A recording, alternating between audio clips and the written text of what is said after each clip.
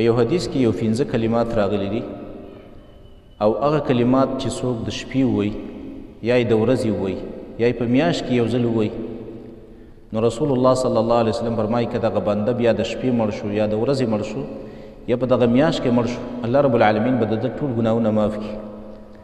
په یو بل حدیث کې ورسه داسې راځي که یو سړی بیمار دی او دغه 15 کلمات ووایي او بیا دا سړی مړ شو نو دا سړی به چېرته هم جهنم له لاندې شي. حدیث دی په روایت د ابي هريره رضی الله تعالی عنه کې ابو هريره رضی الله تعالی عنه فرمایي رسول الله صلی الله علیه وسلم فرمایلی دي من قال لا اله الا الله والله اکبر لا اله الا الله وحده لا اله الا الله ولا شريك له لا اله الا الله له الملك وله الحمد لا اله الا الله ولا حول ولا قوة الا بالله.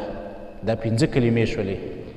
حدیث کې راځي یعقلهن خمسا باصابعه. نبی صلی الله علیه وسلم دا 15 کلمې داسې په دې ګوتو باندې شمارلې او بیا نبی صلی الله علیه وسلم وفرمایي من قالهن في يوم او في ليلة او في شهر څوک چې دغه کلمات د ورځې ووایي یا یې د شپې ووایي یا یې په میاشت کې ووایي او ثم مات بیا دا سړی مړ شو ذلك اليوم په دغه ورځ باندې مړ شو او في تلك ليلة یا په دغه شپه کې مړ شو او في ذلك الشهر یا په دغه میاشت کې مړ شو نو غفر له ذنبه الله رب العالمین به د ده دا ګناهونه ور معاف کړي. د دا ګناهونه به الله معاف کړي او دا به د ګناهونو نه پاک شي. په یو بل حدیث کې راځي نبی صلی الله علیه وسلم فرمایي څوک چې په بیمارۍ په حالت کې ووایي ثم مات بیا د سړی مړ شي نو لم تطعمه النار دې سړي ته به چېرته مور ونه رسېږي. 15 کلمات دي. اولنۍ کلمه لا اله الا الله والله اکبر، دویمه کلمه لا اله الا الله وحده،